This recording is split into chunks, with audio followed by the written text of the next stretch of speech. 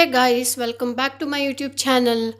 ಇವತ್ತು ನಾನೊಂದು ಗೋರಿಕಾಯ್ದು ಒಂದು ರೆಸಿಪಿನ ನಿಮ್ಗೆ ತೋರಿಸ್ತಾ ಇದ್ದೀನಿ. ಇದು ಸೂಪರ್ ಡೂಪರ್ ಈಸಿಯಾಗಿರೋ ರೆಸಿಪಿ, ಹಾಗೆ ತುಂಬಾ ಚೆನ್ನಾಗಿರುತ್ತೆ ತಿನ್ನಲಿಕ್ಕೂ ಸಹ. ಇದನ್ನು ನೀವು ಸೈಡ್ ಡಿಶ್ ಆಗಿಯೂ ಯೂಸ್ ಮಾಡ್ಬೋದು, ಇಲ್ಲ ಚಪಾತಿ ಜೊತೆಗೆ ತಿಂತೀನಿ ಅಂದ್ರೂ ತುಂಬಾ ಚೆನ್ನಾಗಿರುತ್ತೆ. ಸೊ ಸ್ವಲ್ಪ ಹುಳಿಯಾಗಿ, ಸ್ವಲ್ಪ ಸಿಹಿ ಆ್ಯಂಡ್ ಸ್ವಲ್ಪ ಕಹಿ ಫ್ಲೇವರು ಇರುತ್ತೆ, ತುಂಬ ಚೆನ್ನಾಗಿರುತ್ತೆ.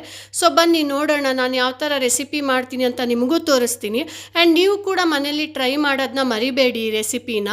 ಸೊ ಬನ್ನಿ ಇವಾಗ ಯಾವ ಥರ ಮಾಡ್ತೀನಿ ಅನ್ನೋದನ್ನ ನೋಡೋಣ. ಇಲ್ಲಿ ನಾವು ಮೊದಲು ಮಸಾಲೆನ ರೆಡಿ ಮಾಡ್ಕೊಳ್ಳೋಣ. ಸೊ ಇಲ್ಲಿ ನಾನು ಒಂದು 1/4 ಕಪ್ ಆಗೋಷ್ಟು ಕಾಯಿ ತುರಿನ ತೊಗೊಂಡಿದ್ದೀನಿ. ಹಾಗೆ ಸ್ವಲ್ಪ ಬೆಲ್ಲ, ನಾನು ಅಷ್ಟನ್ನು ಹಾಕ್ತಾ ಇಲ್ಲ, ಅದನ್ನು ತುರ್ಕೋಬೇಕು. ಆಮೇಲೆ ಸ್ವಲ್ಪ ಬೆಲ್ಲ, ಹಾಗೆ ಟ್ಯಾಮ್ರಿನ್ ತೊಗೊಂಡಿದ್ದೀನಿ. ಒಂದು 4 ಬ್ಯಾಡ್ಗೆ ಮೆಣಸನ್ನ ತೊಗೊಂಡಿದ್ದೀನಿ, ನಿಮಗೆ ಖಾರ ನೋಡ್ಕೊಳ್ಳಿ. ಒಂದು 6 ನಾನು ಬೆಳ್ಳುಳ್ಳಿ ಎಸಳನ್ನು ತೊಗೊಂಡಿದ್ದೀನಿ.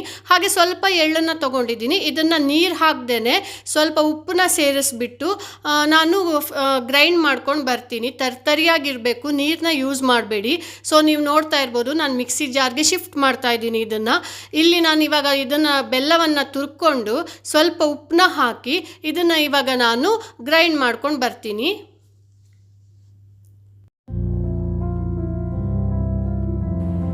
ಒಂದು ಕುಕ್ಕರಲ್ಲಿ ನಾನು ಈ ಥರ ಕಟ್ ಮಾಡಿ ಇಟ್ಕೊಂಡಿದ್ದೀನಿ. ಸೊ ಗೋರಿಕಾಯಿನ ಇದಕ್ಕೆ ಸ್ವಲ್ಪ ಉಪ್ಪನ್ನ ಸೇರಿಸಿ ಒಂದು 3ರಿಂದ 4 ವಿಜಿಲ್ ಕೂಗಿಸ್ಕೊಳ್ಳೋಣ.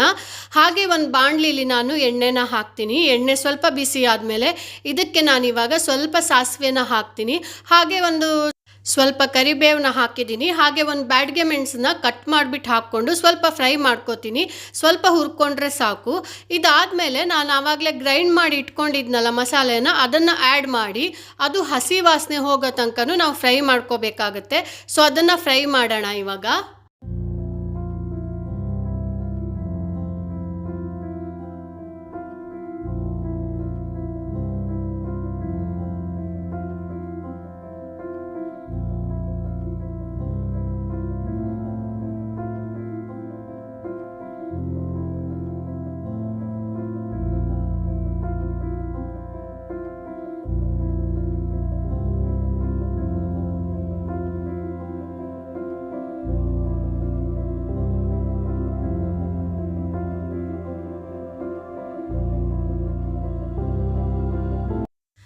ಇವಾಗ ಇಲ್ಲಿ ಮಸಾಲೆ ರೆಡಿಯಾಗಿದೆ. ಸೊ ಇದಕ್ಕೆ ನಾನು ಬೇಯಿಸ್ಕೊಂಡಿರೋ ಗೋರಿಕಾಯನ್ನು ಆ್ಯಡ್ ಮಾಡ್ತಾ ಇದ್ದೀನಿ.